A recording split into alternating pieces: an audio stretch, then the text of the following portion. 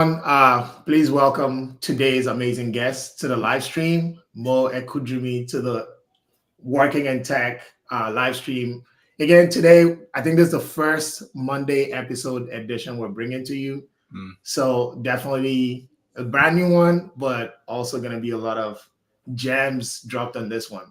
I want to quickly introduce Mo. So Mo started his career in tech as a project manager, but he's now the founder and CEO of the company that upskills people trying to break into tech called SkillHat.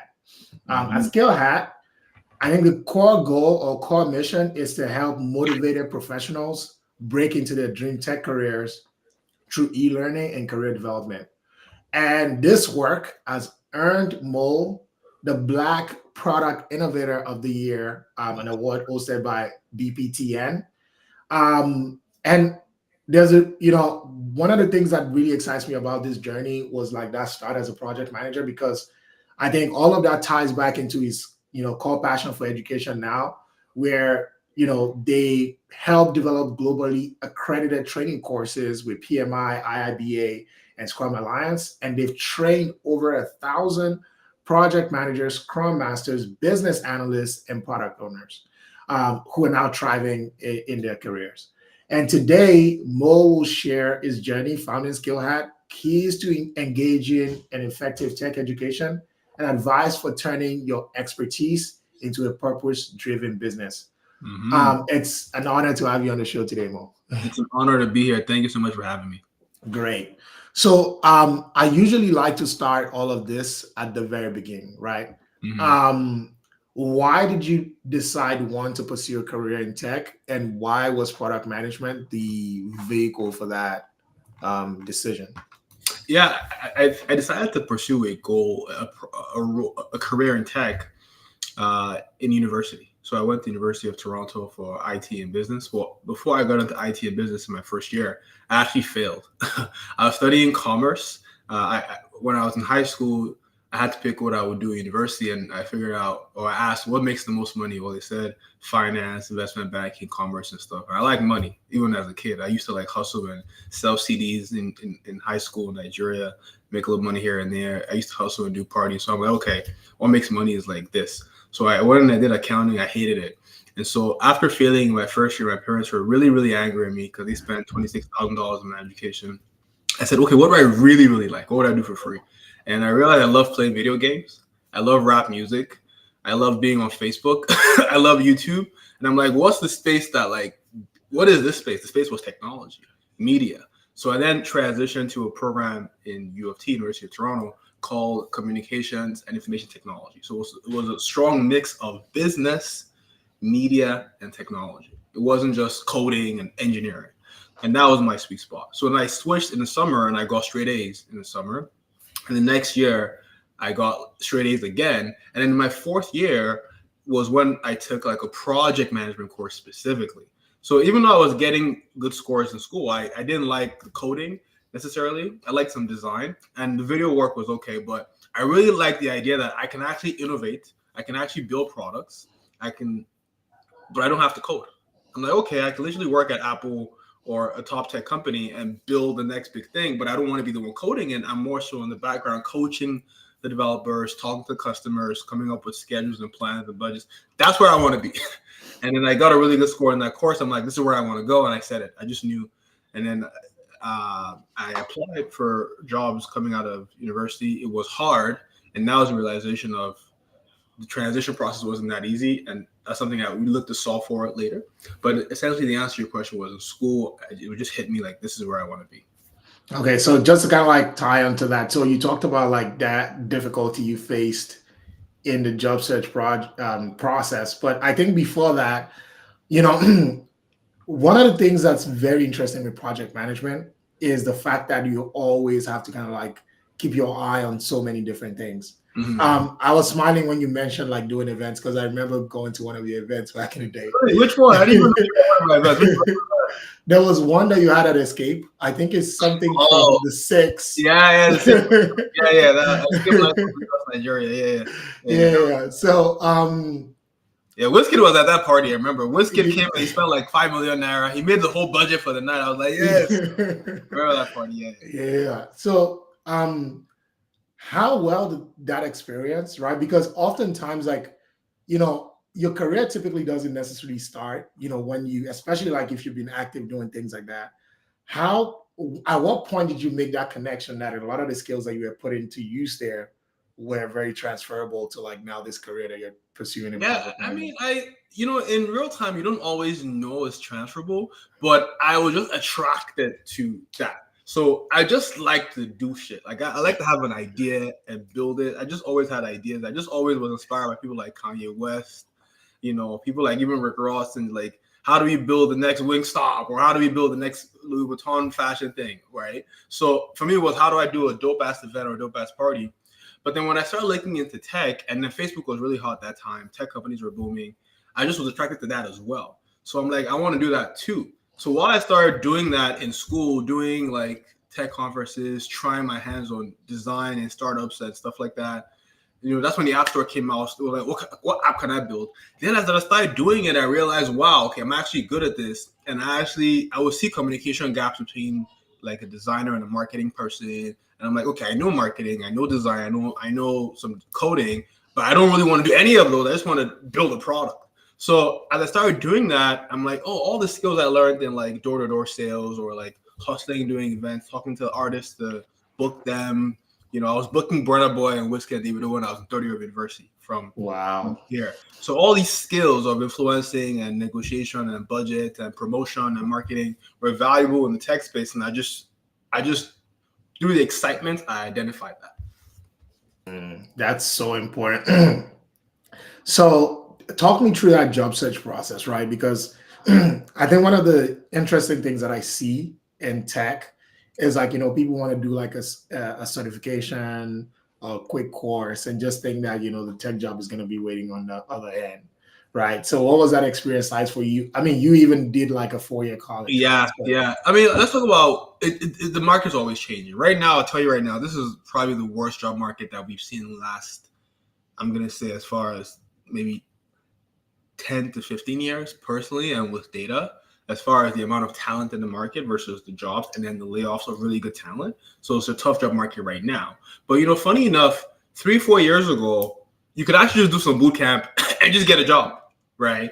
It was actually easier back then. So a lot of people who just fell into the fallacy of like, I would just do a boot camp and get a job and are disappointed today. Truthfully, 3-4 years ago, it was like that. When we first started, in one of the first boot camps that I was a program manager at Top Run Consulting, we literally would train a bunch of folks, and even people who I felt like couldn't communicate effectively. I would just train them and do my work, and they were like, "Yeah, Mo, I got the job." I'm like, "What? You got the job?" I had no idea you would get the job. I mean, I wouldn't say that out loud, but I'm like, "Oh, congratulations!" Right? So back then there was a scramble for talent. So 3-4 years ago was a lot better. Now it's a different story. If you want to walk back to when I was coming out of school, I actually went through a 4-year degree. And I think that even going through that process with the 4-year degree, it's also still tough, because when you're coming out of school, you have zero experience. You just have some education. And the problem with university typically is that you learn so many different courses, but you don't know how to do a specific job. And so, like, when I was in school, I was learning about marketing, learning about finance, learning about web development, learning about video editing, learning about project management, learning about strategy. So which one am I really going to do? I had like so many courses. So you have to be the one to know, to find out what you're really good at. And that passion has to shine through, because without passion, you can't be dedicated. And without dedication, you can't win in the job market because of the effort of applying for jobs, beating the competition, working on yourself. And so that's the same advice still holds true from then. The education itself is great as a foundation, but you have to be an individual who builds on that foundation to keep self-studying, keep networking, build things. So when I was in university, I was running conferences, tech conferences. That was like my inlet to tech by just running a tech conference. And then I started like dabbling in like doing some marketing for startups, and then started building my own startup, which failed, but just building stuff helped me a lot. And that's the same thing that's true. But now it's like you have to just go harder on the self-development and the building and the networking because it's just 10 times harder. So the same principles of landing a job I finished school in 2012, 12 years ago, still hold today, but now the competition and the toughness is a lot harder. So that's kind of like my answer to that question. That's amazing. So what was your first job like? What was that experience like landing that first role? Yeah, that first role came from networking. Many of the roles I've done came from networking. I've never been a guy who was very successful and sitting home and just applying for jobs. One, I just can't even do it. It's too boring for me. I want to just say, fuck this. I close the laptop. I just go to some conference, talk to people, just enjoy the process. That's my first advice. If you're actually looking for jobs right now, I would spend like 60% of your time actually being not in your room applying for jobs. It's just depressing.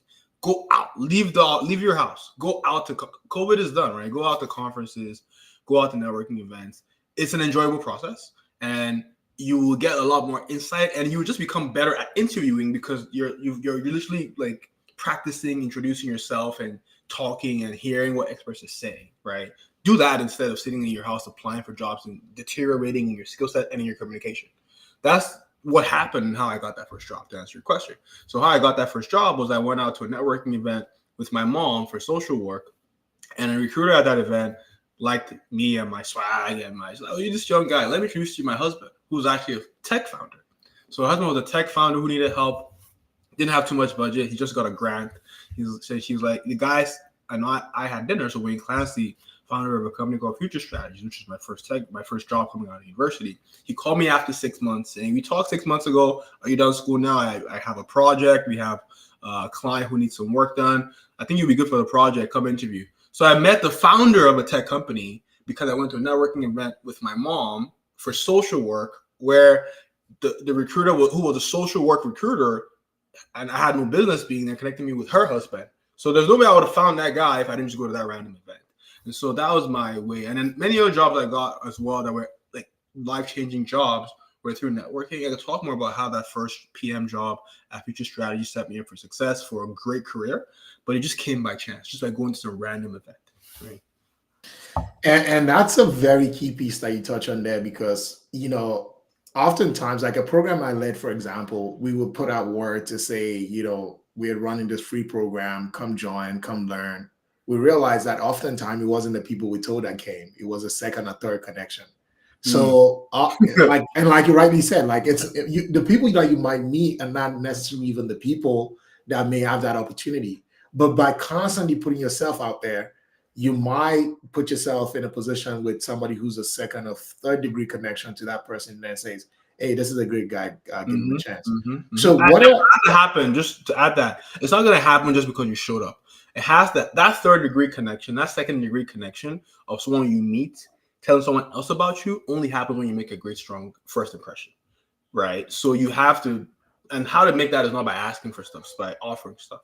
You have to introduce yourself, but be a value add and say, hey, Juwan, hey, Jay, how can I help you? What are some of the goals that you have for your career and your podcast and your things that you're doing? How can I help you? And then, in that way, I position myself as the expert. Now you want to intro me to somebody else who may need that thing I offered you, right? So you're not don't say, hey, my name is Mo, I'm looking for a job, help me find a job. It's going to be shut down. Yeah, here's my card, message my PA, right? So you want to be a giver, not a taker when it comes to networking.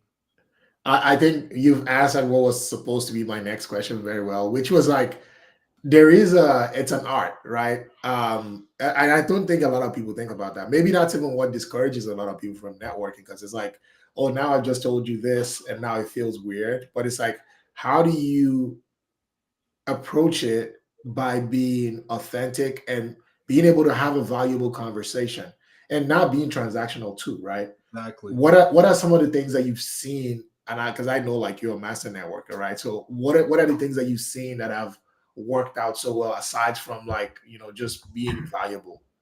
Yeah, thanks for sharing that. Like, how do you network? I think first is being a few things. So one is being in the right room. So knowing how to find the right places to go will keep you encouraged and keep you motivated to network. Because sometimes if you go to an event that was not worth your time, not the right one for you, if you're not a master networker and you're not, you're not an extrovert. It might drain your energy, and you're like, I don't want to go out again. That was wasting my time. So go to the right events, first of all, will increase your chances, right? Now, second of all, when you go there, being prepared is the input to being confident. To have confidence, be prepared, right? So be prepared. It could mean dressing up nice, like being confident in how you look, right? Wear nice clothes. Think about how do you want to appear, because how you look is the first thing people see before they hear you. So that's a big one that helps me. For example, like you see me, I'm always in suits. I'm always dressed up nice, except on this podcast where I'm wearing a hoodie. But when you see me out, like I'm usually dressed and impressed because it gives me confidence. And then part of that preparation is in how you prepare your elevator pitch, right? How do you talk about yourself, right? And then again, you have to learn the art of, it's like sales. You know, in sales, people think that sales is about just selling your product, but really sales is about understanding the customer. Because if I understand you as a customer, I can sell you anything. But if I have this pen, for example, and I have to sell this pen, but I don't know if you're a woman who needs it, maybe you're a nurse, you need it for your work as a nurse, or you're an old man, you need to write your prescriptions, or you're a kid, you need it for school. I can't sell you the pen unless I know who you are. But why am I saying that? Why I'm saying that is because in networking, you have to learn the art of being curious enough to ask skillful questions. You're not going to pitch anything until you understand the person. Oh, what are your goals and what help do you need? Oh, tell me about your job. What do you love about it? What drains your energy? So it's about asking those masterful, skilled questions, because once you do that, you identify trends in the market that you can then leverage in making a pitch to the right person. And you would just be a better conversationalist. People want to hang out around you more, because guess what? People love people who make them feel good. And what makes other people feel good is talking about themselves, right? Interesting that you say that. Just to kind of wrap this part up, is I read a book that said the great way to make great connections with people is to first be interested and then be interesting. Right? So be interested in genuinely what people have to say and what they're doing, but also then, of course, don't be boring, right? So how do you think someone is not boring? Like if you're interested, yeah, but then you ask all these questions, how do you imagine that you won't be boring? So I think again, it goes back to everything that you're saying, right? It's the fact that one, you're prepared, right? So for example, preparing that elevator pitch, but also being adaptable, right? In the sense that, for example, even when somebody cannot necessarily offer you value, are you still able to hold a valuable conversation, right? Are you still able to just have a great chat? Like, do you want somebody who you'll never meet again to think, hey, I met that one interesting guy at this chat. I'll never see him again, but that was an interesting conversation. And I think it builds, if you aspire to do that and you practice that and you eagerly look to like be able to hold those conversations, then you put yourself in a position about in those places. I think speaking about networking, I remember what somebody said about if two guys are chatting about maybe they just met out and about, the guy maybe says, "Oh, did you see that game?" But first of all, you don't know what game it is, so you say, "That game was crazy, right?" He said, "Because games are crazy." And then it says, then they give you another cue, like, "Oh yeah, this person gave this shot in the 69 minute." Now you're confused, like, what shot, what sport? And then you ask kind of like leading questions, but the point is you don't beat a drab by just, asking all these revealing questions that then make, because this person is trying to share an experience with you. And by not being engaging enough in that conversation, you kill that vibe and it might kill that whole conversation. Exactly. Right? I think that also translates to leaving couples. Like when your wife or your girlfriend trying to say something like, "Oh, did you see what Pamela wore yesterday?"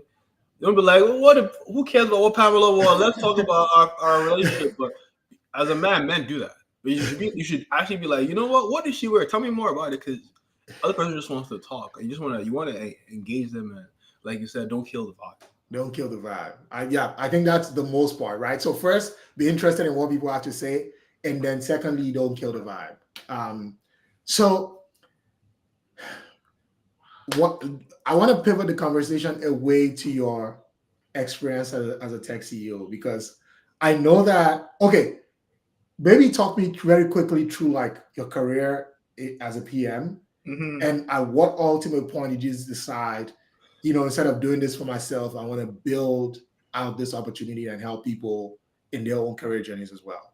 Yeah, absolutely. I'll go through it pretty quick. I think I had a fairly interesting tech career before I switched to them being a founder and CEO. And so I started my career at this company, Future Strategies, in a very small company, only about 14 people, where I was building e-health software for healthcare space, for pharmaceuticals like Abbott, AMO, and Heart and Stroke Foundation, like big pharma, helping them build apps for eye surgeries and stuff like that. Did that for a while, and I got recruited by one of our mutual friends, Ian Aboyeji, who was here in Canada with me, to come back home and help him build Andela. So that's actually where we met, right? If you remember, yeah, we met with E.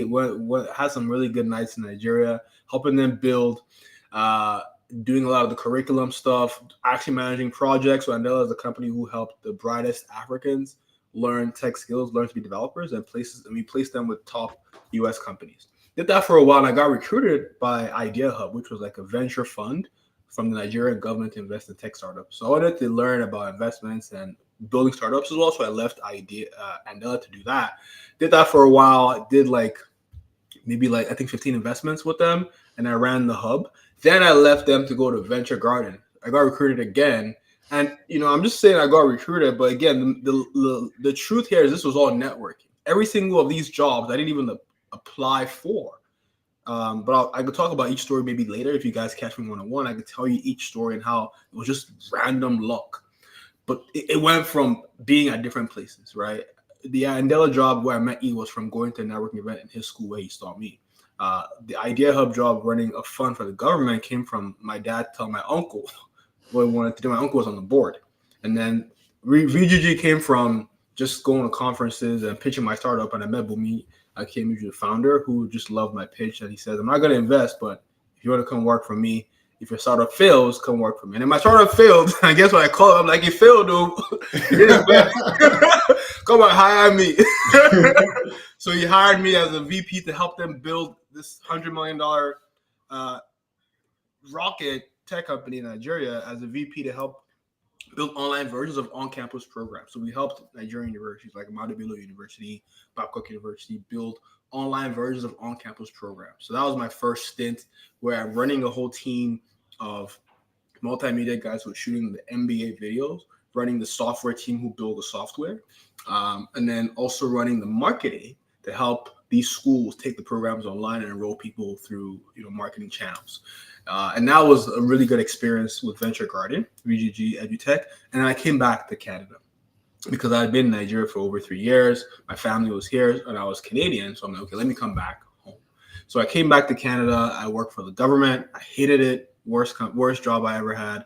Very bureaucratic, working for the city of Toronto as a project manager. I then left. I got an executive role as assistant vice president with Marsh Canada, which is an insurance company. It is actually the biggest insurance brokerage in the world. When I joined, they were the second biggest insurance brokerage. And then in that time, I experienced a monumental thing. We got acquired. I was actually at a company called JLT who got acquired by Marsh. So that was a $6 billion acquisition. So I literally experienced. I woke up and I saw in the press release, you have now been acquired by X company, by Marsh, for $6 billion. I'm like, $6 billion. Where's my own part of the $6 billion? And so I started asking questions, and they said, you know what? You're going to be part of this acquisition. You're going to help us integrate both companies. So that was a huge program to integrate two companies together, where I'm doing office merges, technology integration, customer communications, and all that, which is very interesting. After doing that for a while, I succeeded. I got a pretty good bonus, and I got married. And so I'm like, okay, in that time, I was actually training people on the side. Mm-hmm. So this was a huge piece. I trained people. I trained my friends. Because here's the thing, right? What is the percentage of people who are Black in tech in the US right now? Do you know? It's like 7%. Yep.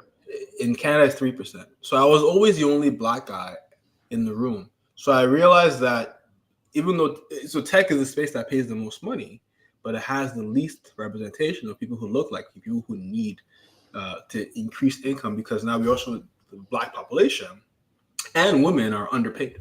So I said, okay, how do we solve both problems? How do we get more Black professionals like myself and women to get paid more, which is to get into tech, and that was my skill set. So I was training my friends who were like Uber drivers, or my friends who were like in finance and banking. So I trained a bunch of people on the side, evenings and weekends, through another bootcamp I was working at called Top Run Consulting, and that went really well. So once I was able to get a pretty good bonus when the acquisition was done, and I got married, I felt like, okay, I'm stable now. If this doesn't work and I start up a business again, I always bounce back. My wife is good. I'll be a house husband. Last worst case, she'll take care of us. So I quit my job and started the business to essentially start a tech boot camp that trained people in tech skills. So we started by training in business analysis, project management. So we ran 2 boot camps for about a year, and that went really well. Like, people were getting jobs like crazy. You know, our first cohorts was like magic. We had like 6, 7. It was small cohorts, but everyone got amazing jobs. 6 people in a cohort for BA, 5 for project management. So literally a class of 6. Now we have classes of 30 and classes of 150, right? But it started off with like me and 6 people, and I was doing it myself. Now we have a team of like 20 plus people. We did 1,000 students. We crossed over 1,000 students last year. Now we're getting government grants, but it all started with me just doing stuff on the side with people in my network, and that's kind of how we got here, or how we launched the business. Growing is a whole different story over the last 2.5 years. So we launched in 2021 June, so it'll be 3 years in June 2024. And Congratulations. Thank you. So I talk about that growth a little bit, but we can focus on the PM role as well. That is so amazing. You know, one of the things that blows my mind away is that I knew that you were, of course, I knew you from Andela. And for those who may not know, so Andela is basically like, I think they've even pivoted away from that model. But initially, Andela went to Africa because they had this big vision, which was wrapped around, I think, their mission statement that, talent is evenly distributed, but opportunity is not. Mm-hmm. So by creating a program like that and enabling people to learn the skills they could go internationally. And it's funny how that vision now lives through you, through SkillHat, because you've worked. Wow, that's super impressive, because it's almost like you were always destined for this journey, right? You work at, Andela is a 9-figure business, right? If not a $1 billion business, right? Yeah. And, no, it's a unicorn. It is a unicorn. Yeah, it is. And then you worked with VGG to also take Nigerian universities online. Yep. You worked at a boot camp. So, but I think ultimately what makes it great is that you're not even necessarily like this, this big business. You're still ultimately somebody who built out their careers and now is helping other people do that through the journeys of helping your friends. So, and I don't know that that's your mission or vision or passion. So maybe tell me what inspired you, aside from, of course, I know the journey, but what inspired you to say, this is where I want to go? Because you could build any kind of business and still make money with it. Why was education the core? Yeah, good question. So there was a pivotal moment where I chose education, and that was when I joined Venture Garden Group. They had this thing called the Mini CEO program, the VP program. They hired 12 really, really smart guys. And Venture Garden Group had 4 businesses. They had FinaTech, which is a finance business that did a lot of payment processing.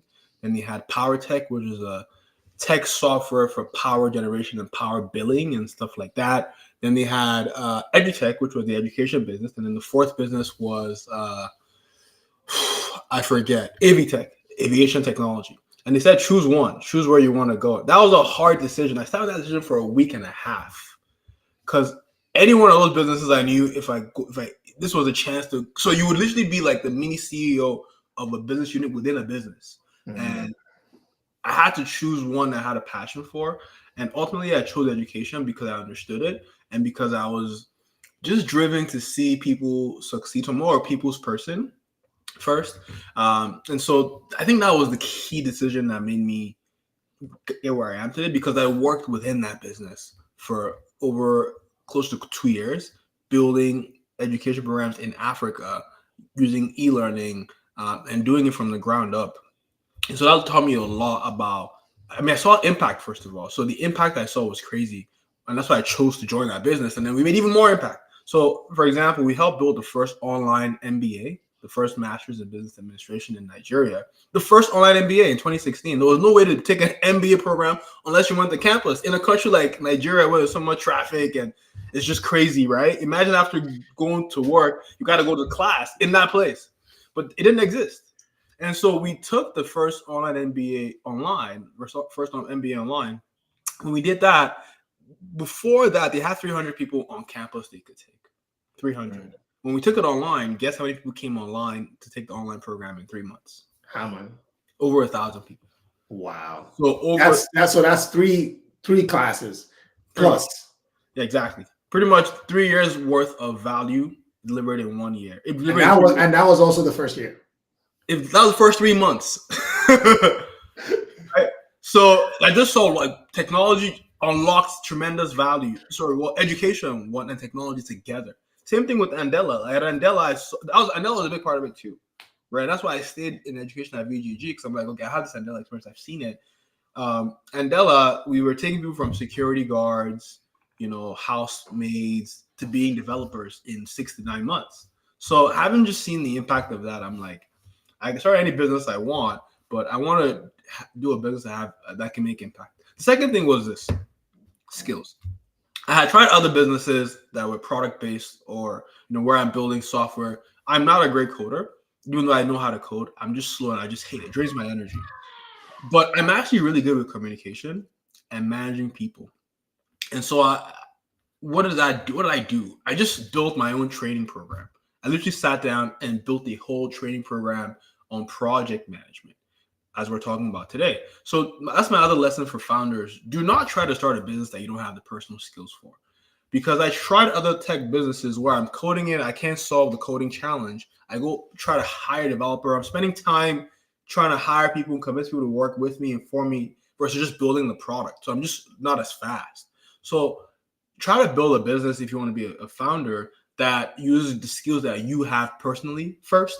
You can move a lot faster and get the product market fit faster. And then once you have money and product market fit, you can start attracting other people.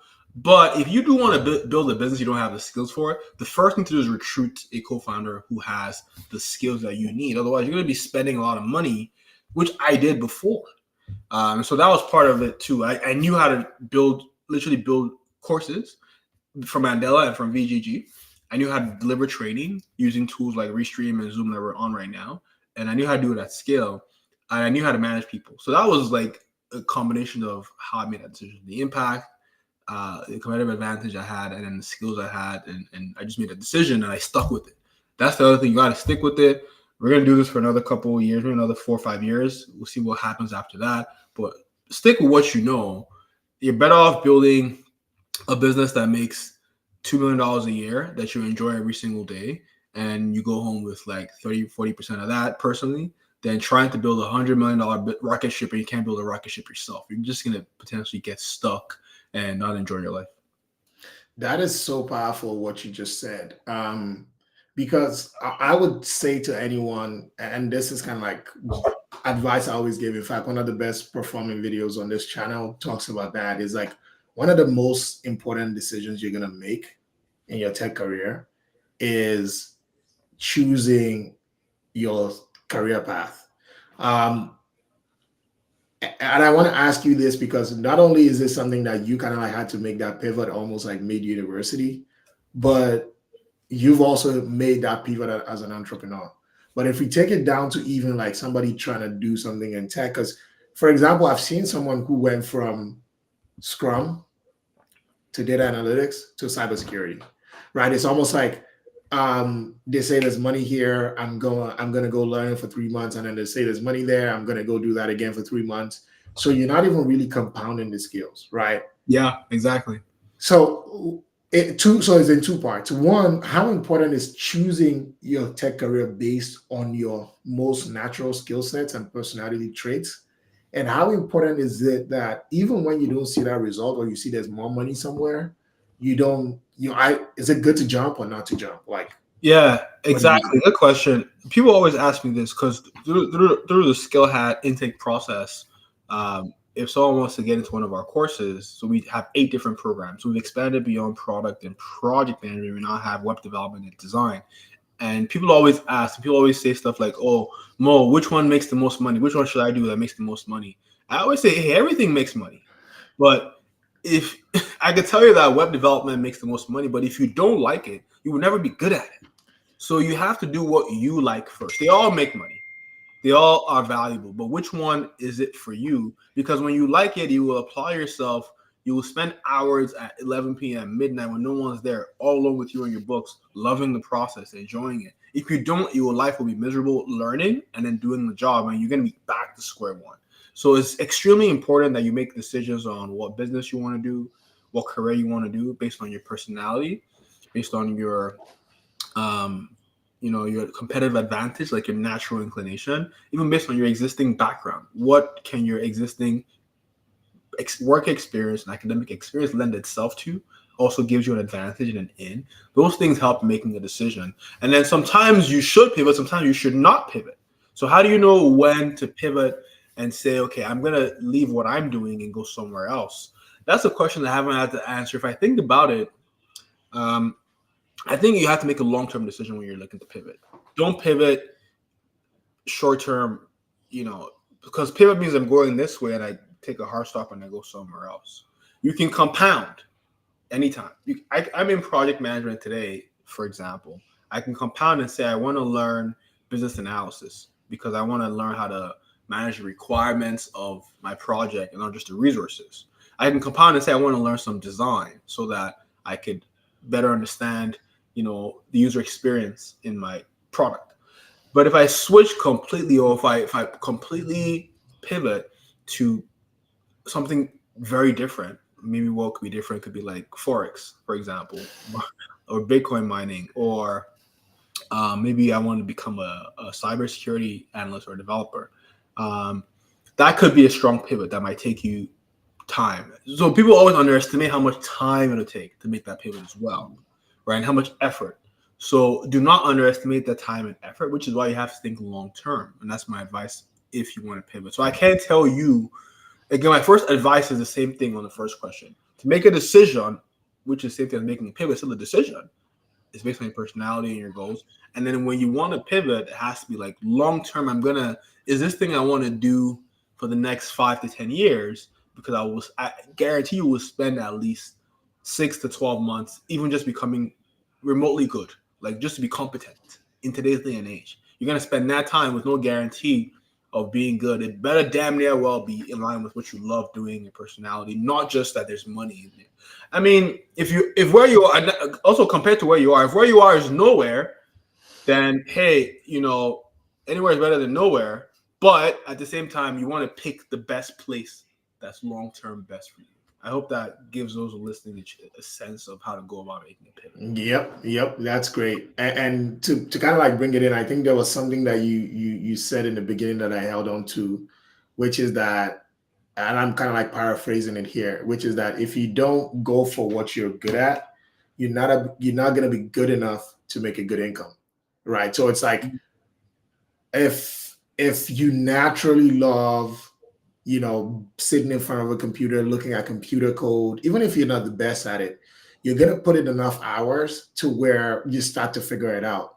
And then the more you figure it out, the better you get as a person and the higher salary you can command. So even if a specific role has a high earning potential, but you can never unlock enough value to be able to go in an interview and convince someone and say, see, forget about all those other 15 guys. I'm the guy. Exactly. Right? It won't matter.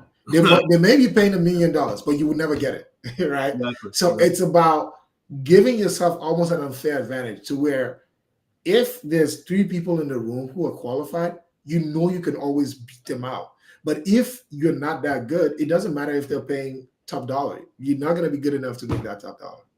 Exactly. Okay, so across all your different roles, right?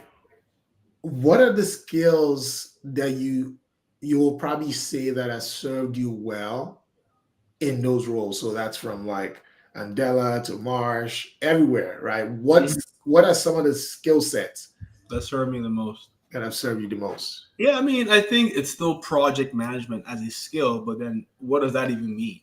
right? So project management is really being able to help a company create new capability, help a business achieve something new that they don't have today, to grow the business through new products, new services, events, for example, construction, moving data around, upgrading systems, launching new campaigns, things like that, integrating systems together. So being able to have a skill set where you combine two things. So this is the thing that really helped me, combining both technical skills and soft skills, and then being able to learn new things quickly. When you have all those three, you are able to help a business drive value. So technical skills, you have to pick the ones you want to learn. Every individual should have some technical skills. Like you've picked up technical skills for like video and sound and stuff like this. Like this is pretty cool, right? There's technical skills on when it comes to coding. There's finance technical skills. So having a strong blend of the right technical skills and then soft skills. So soft skills like communication, leadership, and then even business skills like strategy, research, right? Being able to present, being able to influence people. Because the way you win and the way you grow is being able to have ideas through research, through observation, present those ideas in a way that's compelling, and then execute on those ideas to make the business money and make customers happy. So if you can do that enough times, you start to build a reputation for being a guy who can execute things. And that was what I did. Executed at every single role I was in, and that just gave me stuff to talk about. So and that's another thing, being able to convert in interviews is so key, because if you have some of these technical skills and you've done stuff, but you don't know how to like tell the story in an interview, you will never ascend and make that jump. Because how did I go from being like a project manager, project coordinator, to getting flown out to a different country to build a whole business within a 24-hour period, to then getting recruited to help the government invest in startups, to then being a VP at 24 years old. You have to ascend in a key meeting between you and some guy, and you convince that one guy that here's all the stuff I've done. You're showing the numbers. You're telling the story. Storytelling is so key. People struggle so much with storytelling. It's a superpower. And storytelling has to have emotion. It has to have quantitative numbers. So there's the emotion piece, but hey, we built this well in Africa. Cool. What's the number that helps feed X number of people and generate it and help UN investors that they got this award. I helped do that. And here's how I did. So you have to actually have done the work and have a way to tell the story about that work. That's how you ascend. So I'd say a combination of technical skills, soft skills, storytelling. And there's one more thing I said I can't remember. It'll come back to me. But those are ways that I was able to ascend and keep moving up. You're on mute. I think you're on mute. Yeah, that's a really great one. Sorry about that. So anyway, if you're just joining us again, this is the Working in Tech live stream, and we have Mo in the building. Mo started his career as a project manager. He's led multiple different businesses. He's worked in education, both for, a unicorn and helping build online courses for Nigerian universities. So, and now all of that passion is being put into SkillHat, his business that helps train, in a variety of different skills, from Scrum to project management, business analysts, etc. So Mo, what's the one thing that you see a lot of newbies in tech? So for example, they've gone through a bootcamp, they've gained a skill, but they're struggling to get that first role. What's that one thing that you see is the biggest challenge, and how can people overcome it? I think there's multiple challenges that I'll highlight. And then maybe once I highlight all of them, we can figure out the one challenge. The first challenge is being able to pick the right one, like the right program, which we just talked about. Sometimes people pick the wrong program, and that's the beginning where you're already doomed to fail. If you choose the wrong role to pivot into in tech and it's not for you, you're not going to be successful, which we just talked about. So that's the big one that I see, which we try to solve for at SkillHat. Before we admit anyone, we have a learning advisor call. We have experts who will look at your background and help make a decision on what role to get into. Even if you just pay for the program by yourself, there's an onboarding call, which again is designed to help identify, are you a fit for this program? Is this for you? That's the first thing you have to do. And assuming you've picked the right program, fantastic, because now you have the passion to be able to achieve the goal. The second thing is that people think there's a silver bullet and that the boot camp or the education will be the silver bullet whereby once I pay this money, that's everything. It's like an investment. This is the investment bank I need my money to. I expect 100K every year in the next 3 months. Somehow. It's not like that, right? That's the second thing. People have these assumptions they'll be able to get there. And so what will get you there? So what will get you there using is what we call the 4-gap method. So this is our process at SkillHat. So there's 4 gaps that anyone needs to have to land the right role in tech. You have to have the skills, obviously, but that's just the first of 4. Once you have the skills, you typically need to have some cross-functional, hands-on experience building a product or leading a project. No matter what role, developer, designer, product manager, because no one will give, unless you want to be an entry level. But we serve people who don't want to go entry level because people who come to Canada as immigrants, they want to pivot from maybe they're working in banking back home in India or Nigeria. They want to now they want to go work as some assistant branch manager, customer service here because the cost of living is too high. They want to just ascend to making top dollar in the US and in Canada. So to do that, you need to solve for the second gap, which is hands-on experience, being able to show the employer I've done stuff. And that's where most people miss it. They just think that once they study, they can just go to an interview. But the interviewer doesn't care what you've learned. They care what you've built and what you've done. So that's the second gap you got to fill. The third gap is being able to convert in the interview through and being able to attract the interview through your marketability, interview skills, resume, and LinkedIn, of course. And the fourth gap is the network. So again, the 4 gaps are the skills, the cross-functional hands-on experience, the marketability through your resume and interview skills, and then the network to help you unlock the hidden job market, to reference you, to refer you to positions, right? So back to the question of the biggest mistakes people make is 1, not choosing the right program. That's the first most deadly mistake because once you make the right decision, you're halfway there. And once you're on that path, it's not just the skills alone. In fact, some folks don't even learn the skills. They just don't even really learn the skills. And that's even not the full thing. So you do have to learn the skills, and then you have to go through all the other 3 gaps I mentioned. Once you've done that, you are well on your way to being successful. It is so mind-blowing how you broke it down, because I used to just think about it as 3, but it's really great that you kind of like have this 4-pillar method. And mine used to always just be skills, which I kind of like put experience in there a little bit. And then your resume, that's a big portion. Let's put maybe resume, LinkedIn, and then also interviewing, right? I think because I'll probably say nothing in tech is easy, right? Mm-hmm. But nothing in this world is easy, first of all. This is a tough world we live in. But oftentimes, I think what I'm seeing is that, of course, a lot of people don't even make it to that first floor. The first floor is the skills and maybe building something with it, which is the experience.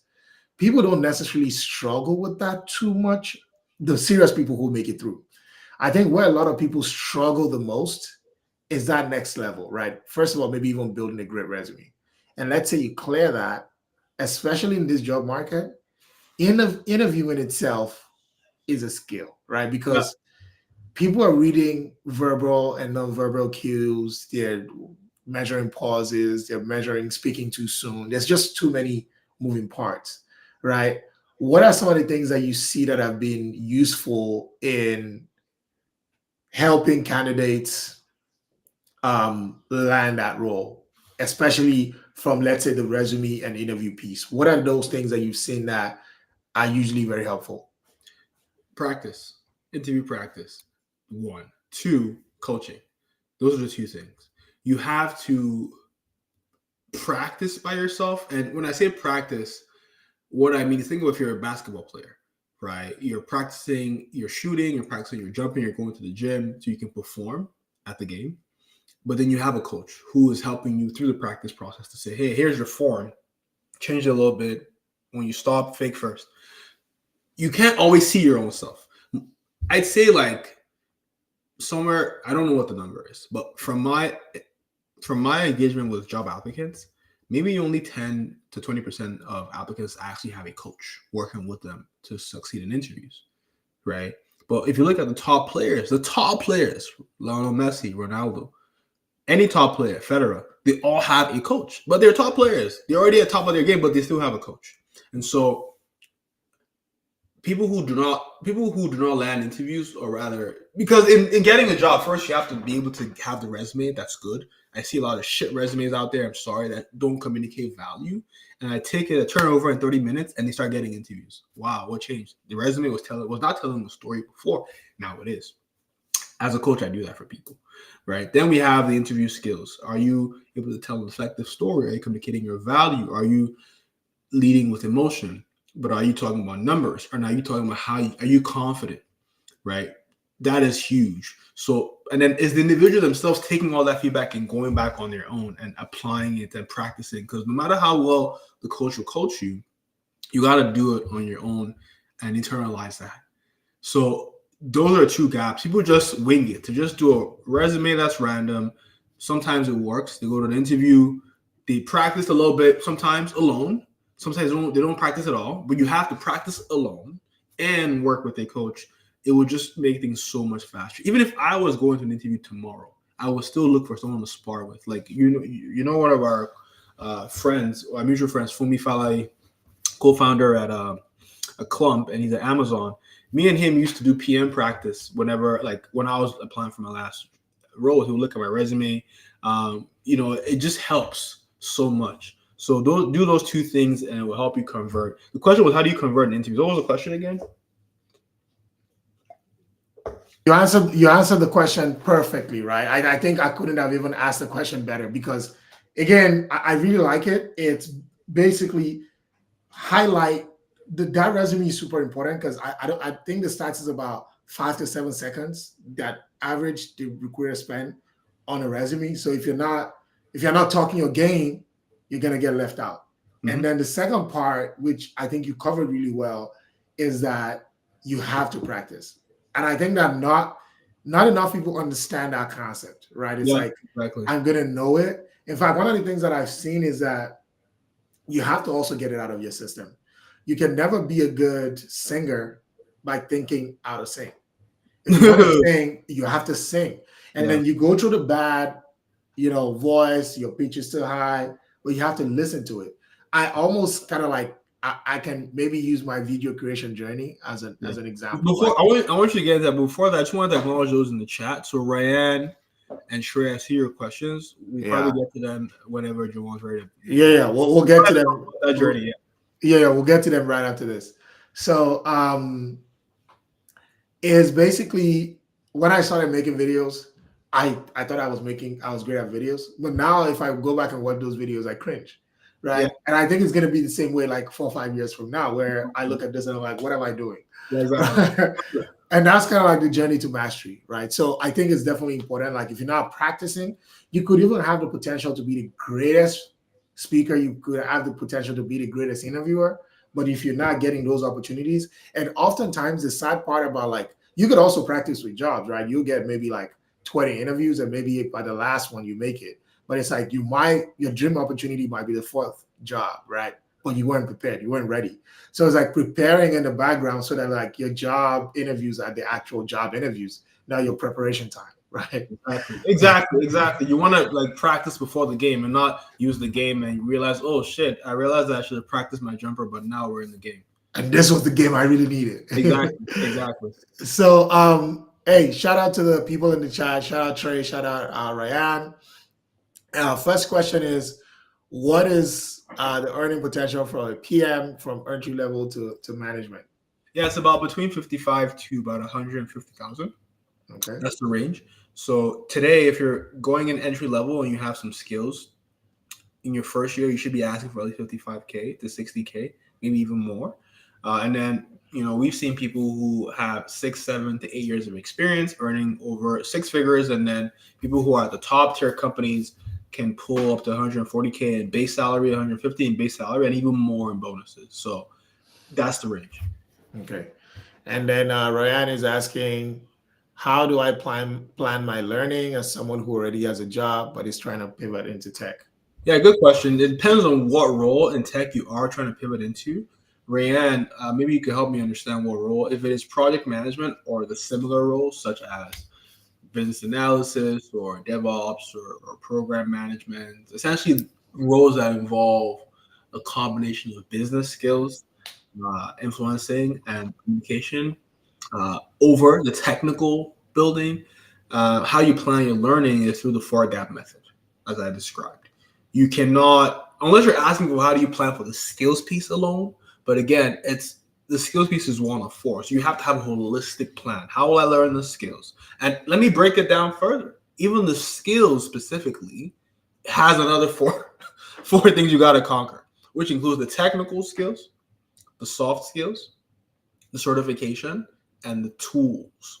So if you're learning project management, for example, or DevOps or program management or design, you have to have tech skills. So in project management, you're thinking about things like budgeting, resource planning, agile and Scrum methodologies, the SDLC, and then the soft skills, like I've mentioned. And then you got to get certified. So you have to plan to take the examination. So in the project management space, you have the PMP exam, certified Scrum Master, the professional Scrum Master, and then the additional certifications, like learn about AI, learn about cybersecurity a little bit, learn about the hot functional spaces or domains in the tech space that projects are being delivered for. And then so they have, and then the tools. So the tools for project management are in our space, for example, the software for creating schedules. Like there's a million out there. Learn one. Once you learn one, just watch YouTube videos for the other ones. So Jira is a good place to start. Tools like Smartsheet or Microsoft Project, Confluence, SharePoint, Notion, Asana.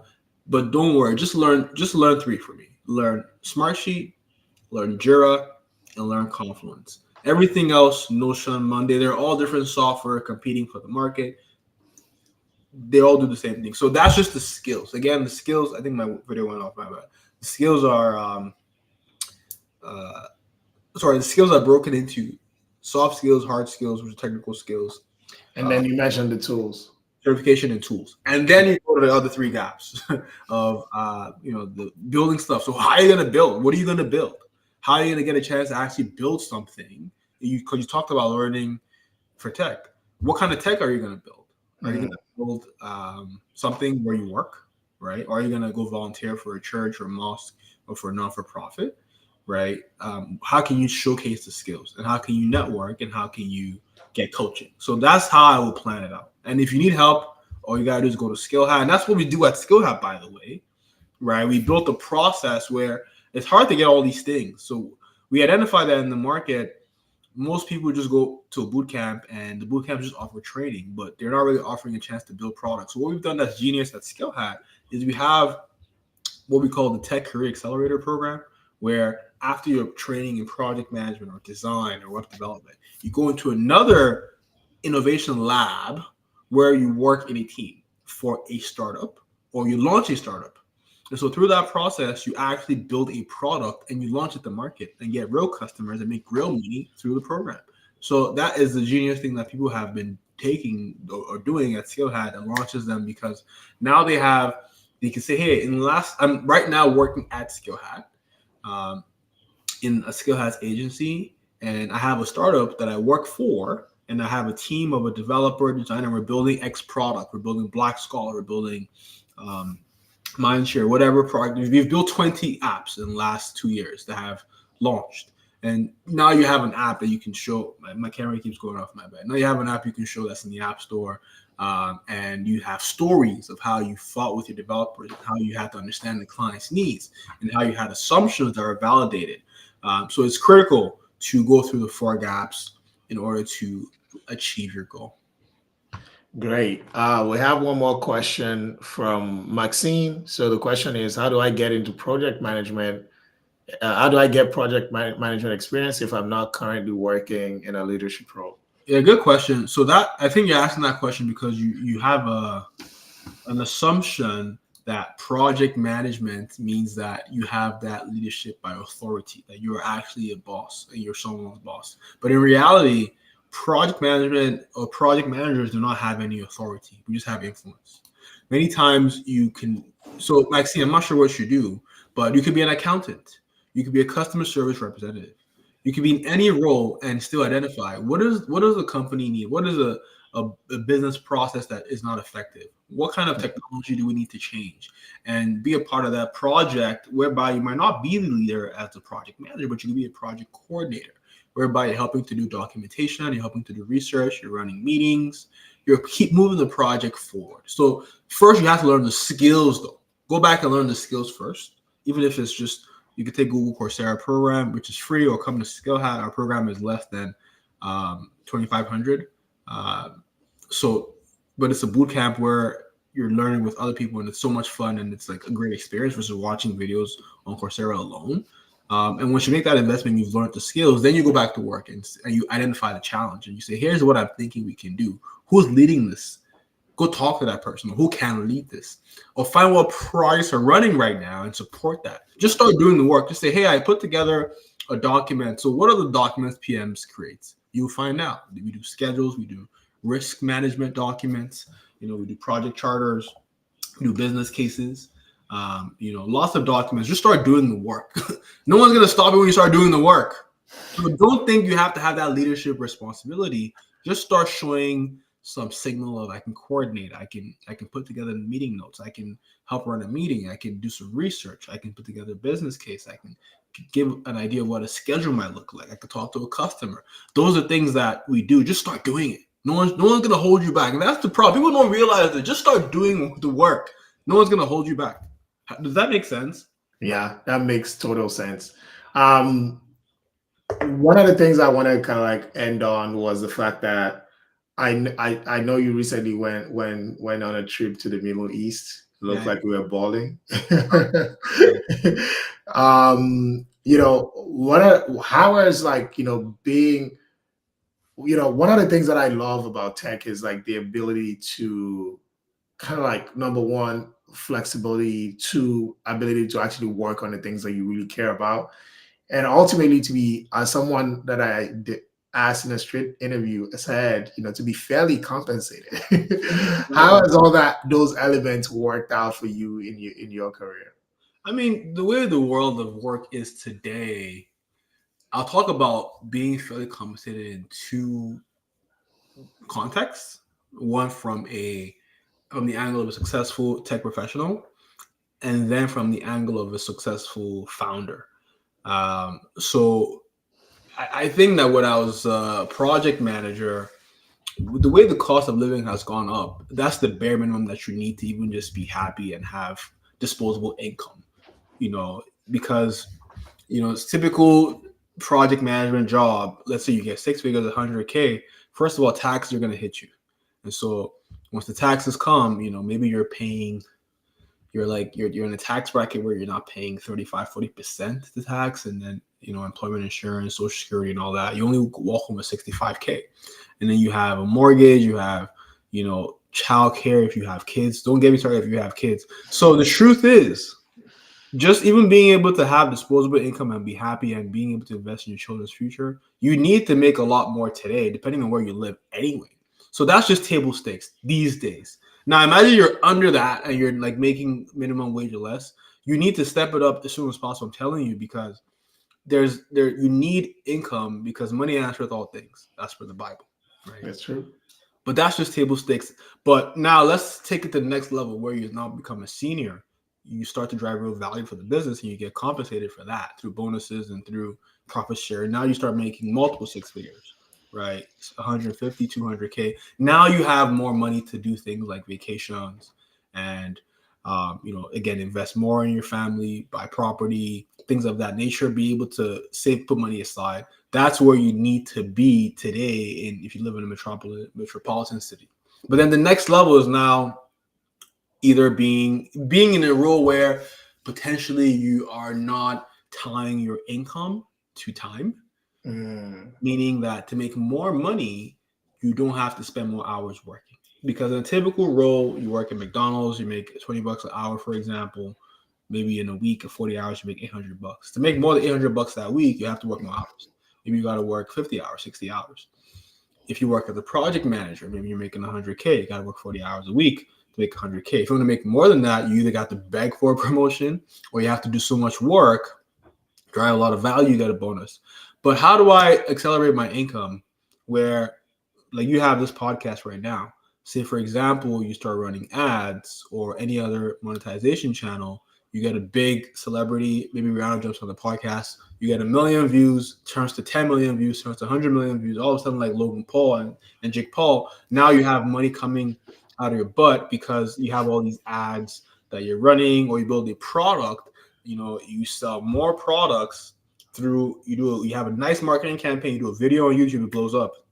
You run an ad, and now you're getting a lot more people buying the product. You're not spending more money. Then you start to really see the impact of getting to now going from making 10K a month to 20K a month, 30K a month, 40K a month, potentially 100K a month. Now you start to realize that, okay, life is good because you can do what you want when you want. And I'm starting to experience that now where our business is growing and we're investing a lot back into the business because we have a long-term view for it to outlive us. But we're also able to do things like the business supporting your expenses as a founder, whereby you can potentially fly business class now as opposed to flying economy because now the business is sponsoring that. Or you can you can eat nicer meals, for example, than you would have had to do. So in order to answer how my life has changed, I used to be broke. I'm gonna tell you right now, I used to be broke. Like I remember only in 2017, after I came back from Nigeria, by the way, after I was already a VP at VGG, worked at Andela, I came back to Canada and I had a financial challenge because I had a lot of expenses. I ran into some trouble in Nigeria with like my car, and I had to buy a new car. Essentially, I damaged my dad's car.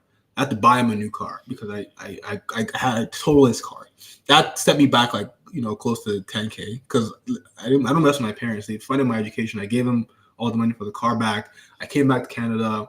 I was out of work. I invested in my boot camp. So after I had all this money, I wouldn't say I lost it, but I put it where it should have gone. So now I had zero cash flow, and I had $40 to my name after doing all that work. $40. I remember when I went to a party and my girlfriend at the time asked me to buy her a snack, and I ended up going to the guy who was selling the snacks. Suya. It was actually a friend of mine. I was like, man, I ain't even got no money for this right now. I just took it and I walked away. He's like, bro, it's $20. I'm like, what you mean? And I just act like I didn't even know what he was saying, right? So I've experienced where like I had no money, even when I was on salary, when I was working in Nigeria, and I'll blow all my salary in Nigeria just partying because life was, I would blow everything. And so I've experienced being broke before, right? And I've also experienced now having a business that generates positive cash flow, and being able to invest the money, but also being able to spend on yourself. And I could tell you that entrepreneurship specifically, working in tech, allows you to live pretty much the life of your dreams and allows you to have control over your destiny. That's dope. That's dope. So do you have any last words? Any things you want to plug? Yeah, man. I mean, I'd say connect with me if that's what I want to plug. I'm very open and approachable. If you have an idea for a business, so I'll start with that. We have an amazing founders program where we can help you get the funding to launch your business. This is a new thing we're doing to help potential entrepreneurs. So it plugs the SkillHat. So we have all this talent. We train product managers, designers, web developers who are looking for work. So if you have a business, we can actually help you build your product at no cost. So we can help you build your MVP, your minimum viable product, help you with the funding for the business through our funding partners and grants that we can help you get, because now we've got government grant funding. We can help you with the strategy and with the advisors. So if you have a business, that's the new thing I'm pushing right now. We have a new private program for entrepreneurs and would-be entrepreneurs.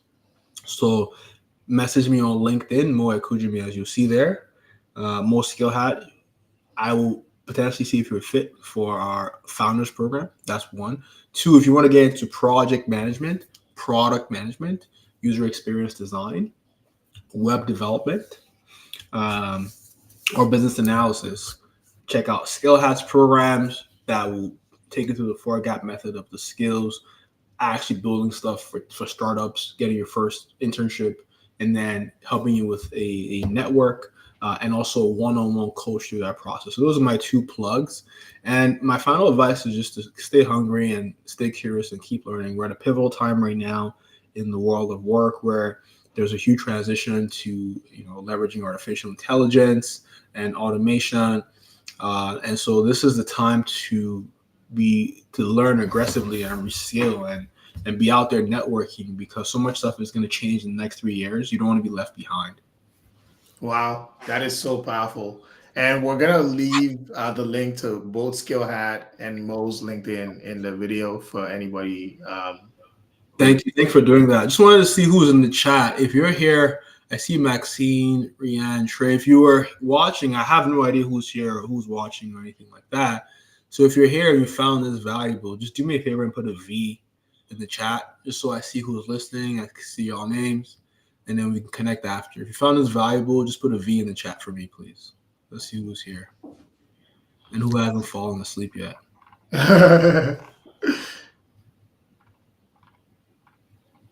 I think people do come and go during the video, so it's tough to see. But I think ultimately, like that's all I think we got for tonight. I think this has been extremely helpful. Definitely, one of the things that I mentioned to you before the stream was the fact that since your program has successfully trained and placed a lot of people, I think it will actually be great to bring some of them on the show to kind of like talk about their experience, because I think ultimately that's what drives our audience. That's what gets them excited. So we definitely want to do more of that. Yeah, that would be amazing. I can't wait to see that happen. Yeah. So, well, thanks again, everyone, for joining. Shout out Trey. I think that's our show for tonight. We'll be back again on Friday to bring you another Walking in Tech live stream. Thank you. Thank you for having me. It's been a pleasure. All right. That's the show.